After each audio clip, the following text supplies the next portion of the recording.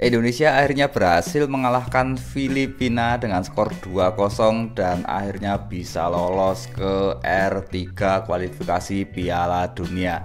Ada sedikit yang ingin saya obrolin tentang para pemain timnas Indonesia.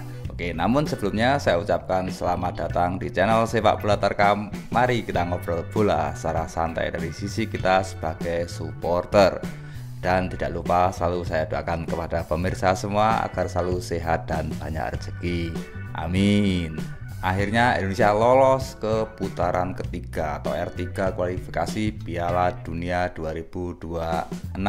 Apapun hasil dari pertandingan antara Vietnam dan Irak nggak akan berpengaruh karena kita sudah menang, kita sudah unggul poin. Sangat asik sekali tadi melihat pertandingan antara Indonesia melawan Vietnam. Ya mungkin ini subjektivitas ya karena kita pendukung timnas. Mungkin Anda juga merasakan apa yang seperti saya rasakan di rumah ketika menonton pertandingan tadi. Asik bener. Tahu-tahu sudah menit ke-20, tahu-tahu sudah menit ke-30 dan tahu-tahu pertandingan babak 1 selesai. Baru asik-asiknya nonton, tahu-tahu sudah menit ke 60, 70 dan selesai. Nah, itu menunjukkan bahwa pertandingan itu enak ditonton. Kita menikmati pertandingan sehingga nggak terasa waktu berakhir. Oke, dari sisi pertandingan, dari awal kita sudah melihat, dari awal kita sudah menyaksikan bagaimana skema yang dijalankan timnas Indonesia. Awal-awal kita banyak memanfaatkan ruang di sisi kiri kita, di mana di sana ada Calvin dan Ragnar juga sering ada di sisi kiri. Umpan-umpan Tom Haye juga lebih terlihat ke samping kiri memanfaatkan sisi ruang kiri kita, dan dari situ kita juga banyak mendapatkan peluang atau kita sering mengancam gawang Filipina. Mungkin ada ya dua kali gitu serangan lewat kanan di mana di sana ada Asnawi, kemudian Marcelino juga sering agak condong ke kanan dikit, dan sebenarnya di sisi kanan pun kita juga bagus kalau kita mau memanfaatkan ruang kanan, namun kita lebih cenderung ke sisi kiri. Kita bisa menguasai bola, kita bisa tenang menguasai bola, umpan ke sana, umpan ke sini, dan pressing yang kita jalankan juga sangat bagus. Pemain nggak begitu memaksakan pressing ketat, pressing tinggi, namun bisa membaca permainan Filipina, di mana mereka akan mempressing ketat, akan mengganggu pemain Filipina jika dianggap memungkinkan. Itu akan menguntungkan kita untuk memanage atau mengatur stamina kita, jadi nggak langsung pressing gitu. Umpan jauh pun juga kita bisa maksimal, walaupun ada beberapa kali yang gagal, namun it's okay. Semua bisa terjadi di lapangan. Ya kalau umpan pendek sih nggak usah dibicarakan. Kita lihat tadi bagaimana umpan pendek kita sangat bagus dan sering membahayakan pemain Filipina. Gangguan pemain belakang kita terhadap pemain Filipina juga sangat efektif dan membuat serangan Filipina tumpul. Walaupun ada beberapa kali yang membahayakan gawang kita, namun ya kalau dihitung cuma sekali dua kali lah di babak 1, dan di babak 2 juga cuma berapa kali gitu. Pertandingan seperti inilah yang mungkin kita impi-impikan atau kita ingin saksikan, di mana kita bisa menguasai bola, di mana kita bisa bertahan secara efektif, secara solid, bagus pertahanannya, penyerangannya, umpan-umpanannya seperti apa. Itulah yang ingin kita saksikan. Ada beberapa pemain yang ingin saya soroti dari pertandingan tadi. Antara lain yang pertama tentu tidak bukan adalah Calvin. Pemain ini sangat bagus menurut saya. Lari ke depan, lari ke belakang, fisiknya kuat, umpannya juga bagus, crossingnya bagus, tendangannya juga bagus.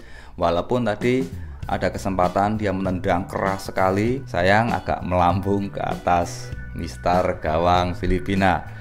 Tadi kalau terjadi gol itu mungkin akan terjadi gol yang bagus sekali itu. Ketika Calvin melakukan gangguan kepada lawan juga efektif, walaupun tidak selalu atau tidak melulu bola bisa dikuasai Calvin, namun setidaknya bisa membuat pemain Filipina jadi panik sehingga mereka tidak bisa mengontrol bola dengan baik. Pemain seperti inilah yang kita butuhkan.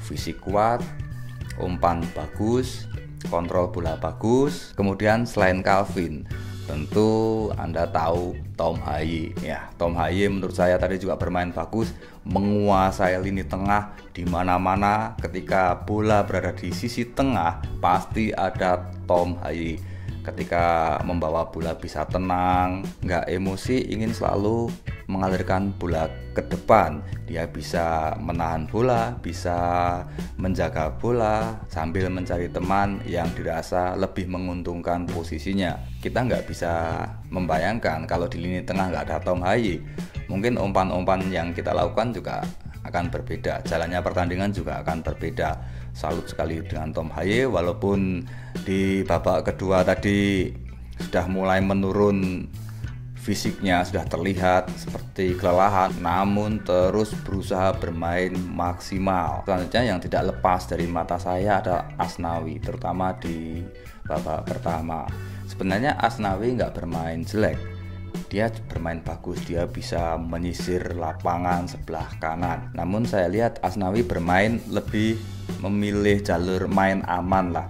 Dia mencari ruang ketika dapat bola, nggak memaksakan untuk menusuk, dia langsung mencari teman yang dirasa lebih menguntungkan, umpan bola, dan kemudian dia kembali lagi ke posisi seperti semula. Jadi konsepnya mungkin Asnawi ini hanya seperti mencari ruang, mengganggu pertahanan lawan, namun tidak untuk merusak jantung pertahanan lawan. Tapi oke lah Asnawi, dia bermain aman dan bermain bagus, walaupun nggak begitu terlihat karena di babak pertama bola yang kita kuasai lebih sering mengalir ke sisi kiri, di mana di sana tidak ada Asnawi.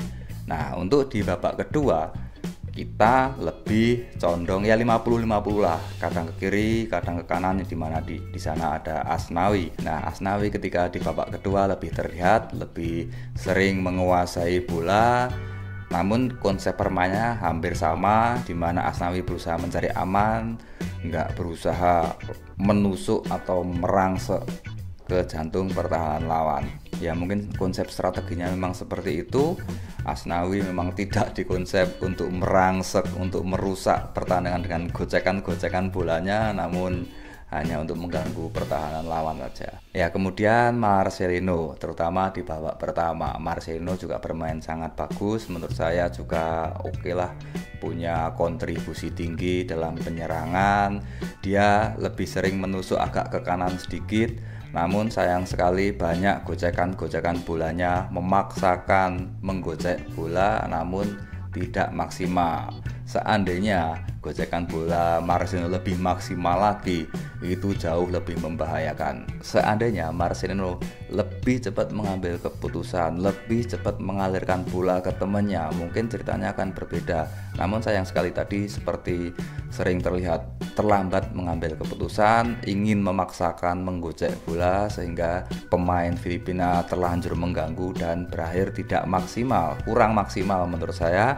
Walaupun kontribusi Marcelino dalam serangan juga sangat bagus, mungkin lain kali bisa lebih ditingkatkan lagi. Dan saya tidak mengatakan Marcelino bermain jelek kali ini, tetap Marcelino bermain bagus, walaupun catatannya adalah beberapa kali telat mengambil keputusan. Dan kemudian adalah Hernando, pemain yang kemarin melakukan blunder fatal. Kali ini Hernando bermain sedikit lebih baik, walaupun saya melihat gerakannya, gestur tubuhnya, pandangan matanya masih seperti ada tekanan, masih seperti ada grogi. Bahkan sempat tadi Hernando gagal menerima bola atau umpan balik.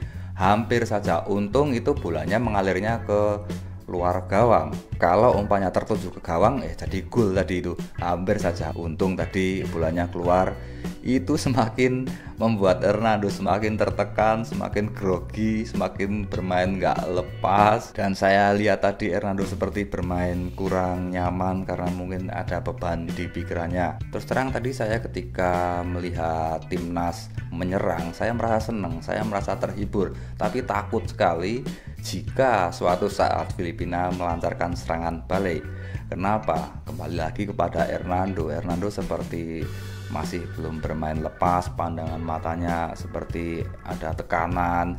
Nah, kalau terjadi serangan balik, di mana serangan balik tersebut membahayakan, saya takut jika Hernando gagal mengantisipasi bola atau tidak maksimal dalam mengantisipasi bola. Bahkan sempat tadi ya, ketika pertandingan berakhir kan Hernando juga dirangkul sama pemain siapa ya, Zayed atau siapa ya, seperti berusaha mengangkat moral Hernando. Ayo kita sudah menang, ayo kita menang, ternyata kamu bisa bermain bagus ya, kata-katanya mungkin seperti itu ya.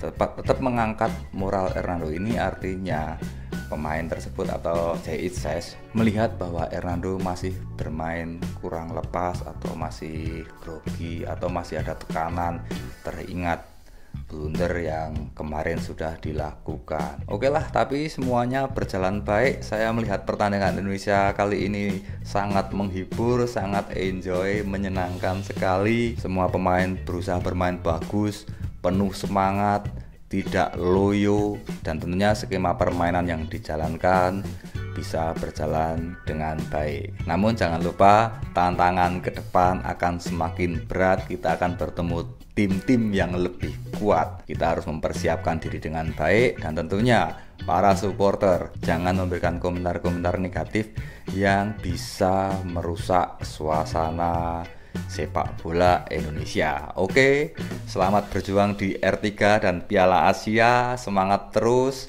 maju terus sepak bola Indonesia. Kompak terus supporter Indonesia. Mari kita majukan sepak bola Indonesia sesuai dengan kapasitas kita.